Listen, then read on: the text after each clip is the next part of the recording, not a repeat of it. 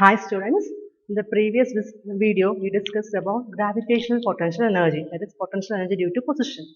Now we are going to study about an example of potential energy due to its configuration, that is potential energy of a spring. Okay, so imagine you have a spring with you. Huh? You take a spring and you stretch the spring. What will happen? The spring will come to a direction which you are applying the force, isn't it? But once you release the spring, what will it do? It will try to regain back to its original position, which means it will try to regain its original shape and size. What if I am compressing my spring? After compressing, if I remove my hand, after compressing, if I am removing my applied force, what happens? That time also, the spring will come back to its original position, which means there is a force within the spring known as a spring force, or it's also known by the name restoring force. It is a force which tries to regain the spring back to its initial shape and size. Spring force or restoring force, the one which restores. And we are going to find out the expression for the potential energy stored in a spring with the help of the spring force. Okay, now look into this diagram. Imagine I have a spring, okay, and I have attached one end of the spring to a wall, and this is my spring, and to the other end of the spring I have attached a mass M. Now the spring is lying in the horizontal plane, which means I can move the spring along the horizontal direction. And initial condition in which I have not applied any external force, where the mass is lying, is considered to be the equilibrium position, okay, or the equilibrium position of the spring, or the initial position, or the origin we can say. Okay. Now what I am going to do is, I am applying a force and I am stretching the spring. I am applying a force and I am making the spring move in this direction.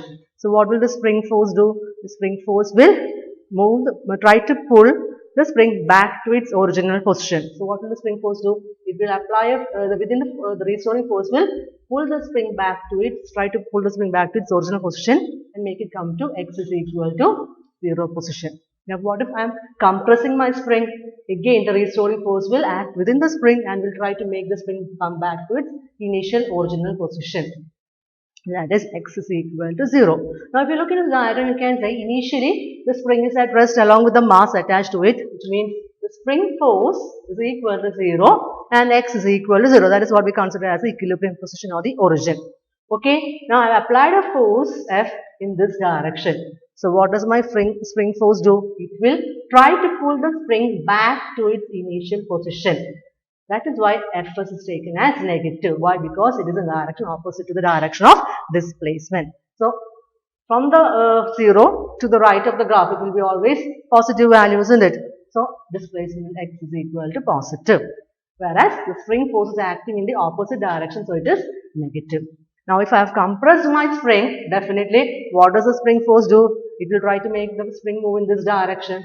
So Fs is taken as positive, whereas the x is taken as negative. Why? Because it is from the left to the 0 origin of the initial position. I hope this diagram is clear to you. Initially, both the spring is at rest along with the mass. So Fs is equal to 0, x is equal to 0. On stretching, what happens? The spring force will act in this direction opposite to the direction of displacement. So Fs is negative, whereas displacement is taken as positive. It can be a value. It can be 1 centimeter. X is equal to 1 centimeter, 2 centimeter, millimeter range, depending upon the application. And whereas if I am compressing my spring, what happens? Fs becomes positive. Why? Because it is directly opposite to direction of displacement, and displacement in this case is towards the left of the origin, so it is having a negative value, whereas therefore Fs is equal to positive. Okay. Now first we are going to find out what is the work done by the spring force in stretching the spring to a distance x. Okay. So before that we have to study about a law. Law known as Hooke's law. Now you will be studying this law in detail in the coming chapter. For in our case, according to Hooke's law, the spring force, that is F suffix s, is directly proportional to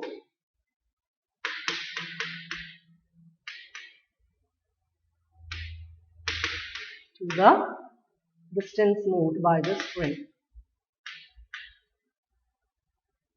This x can have any value. At origin x is equal to 0. If you are stretching, it can have a positive value. If you are compressing, it will be having a negative value. That is, we can write f as proportional to x, or in maths, what does we do to change the proportionality sign?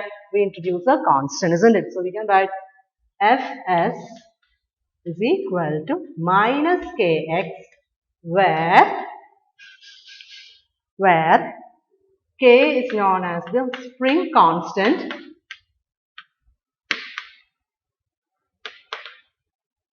k is the spring constant, and its unit is Newton meter raised to minus 1. Now, depending upon whether it is a very elastic or a what do you say, a stiff spring or a very loose spring, k can have a larger value or a small value. The spring is very stiff, which means if it is a new spring, then k will be having a larger value, and if it is a loose spring, it will be having a smaller value. Okay. Now, k is the spring constant and its unit is Newton per meter. So, next we are going to find out what is the work done by the spring force to move the spring through a distance of dx. So, the work done, small work done in moving the spring through a distance dx by the spring force Fs is small work done. So, dw is equal to Fs into ds. Sorry, dx. Now, Fs is what? Minus kx. So, this equation becomes equal to minus kx dx. This is a small work done in moving by the spring force in moving the spring. Next, therefore,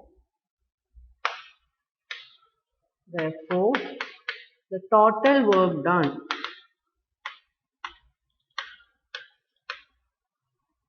when the spring is moved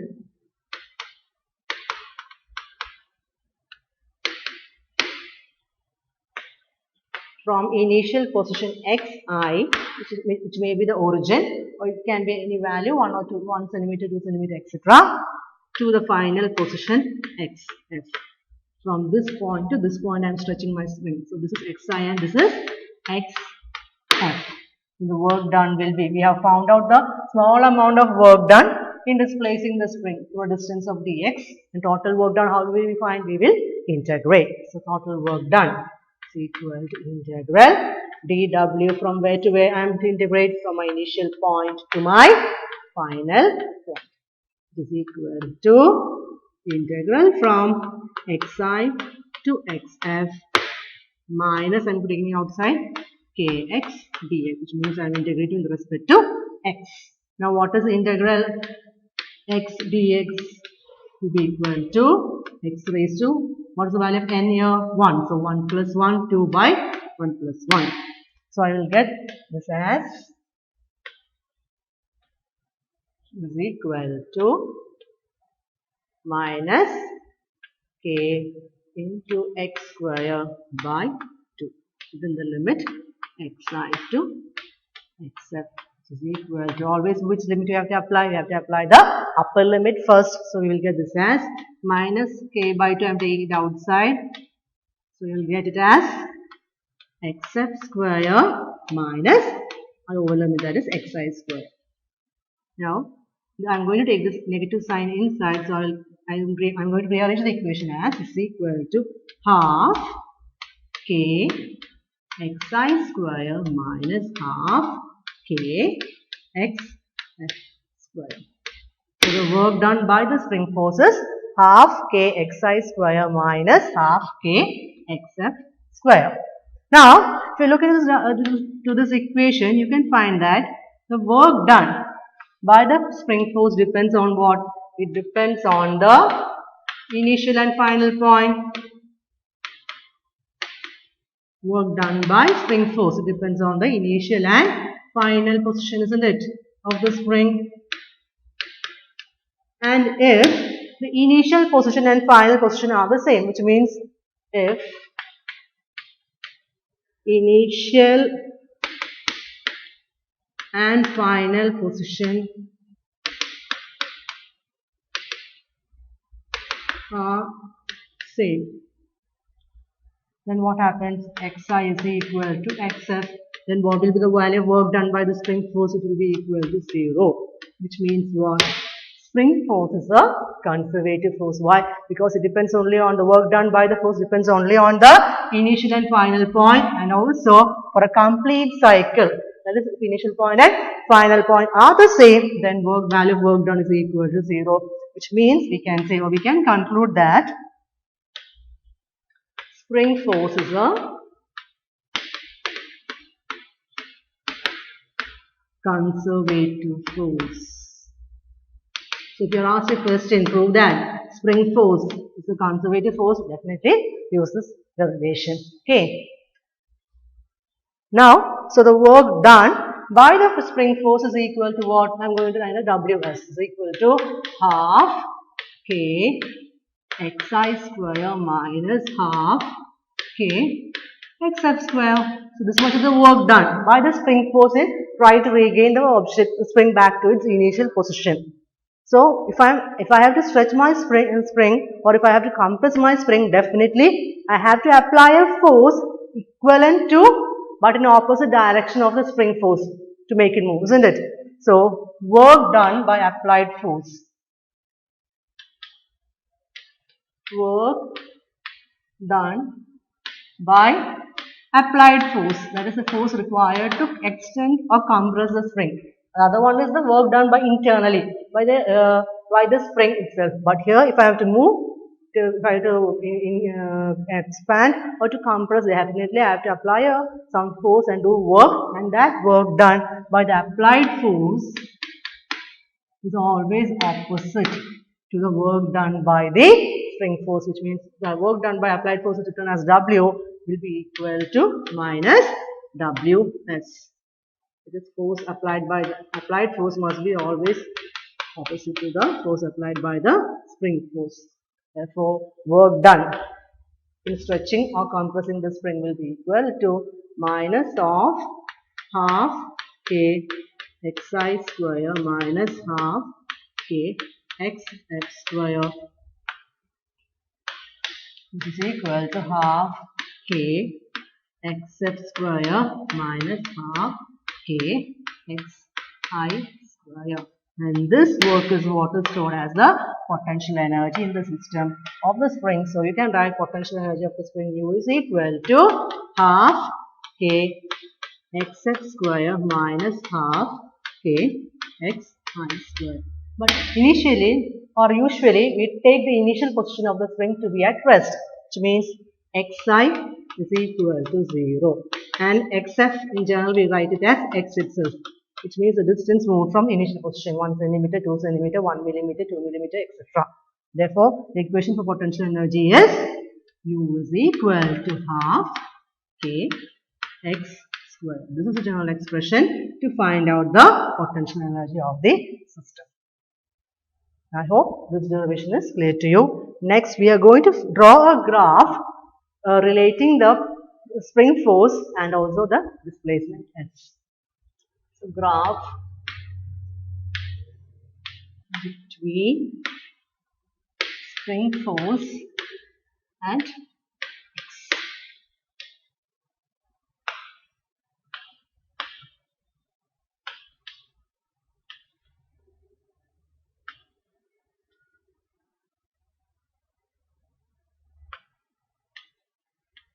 Now, y-axis represents the spring force and x-axis represents the distance x moved by the spring. And you will get a shape like this for the graph.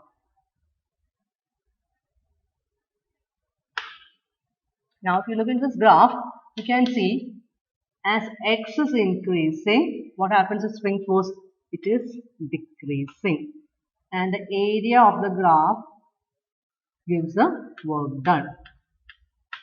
So, we will call it as OAB. the work done by the spring force from the graph is equal to area of the triangle OAB.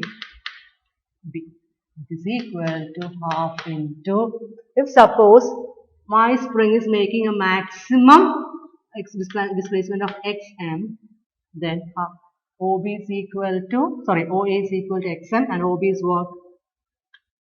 AB is Fs, equal to OA into AB, which is equal to half Fs into xm. And what is Fs? It is the maximum, in our case I am taking the maximum, so maximum spring force is equal to minus half k xm into xm, which is equal to minus half k xm square, which is the potential energy of the system. Therefore, U is equal to, maximum potential energy is half k xm square, or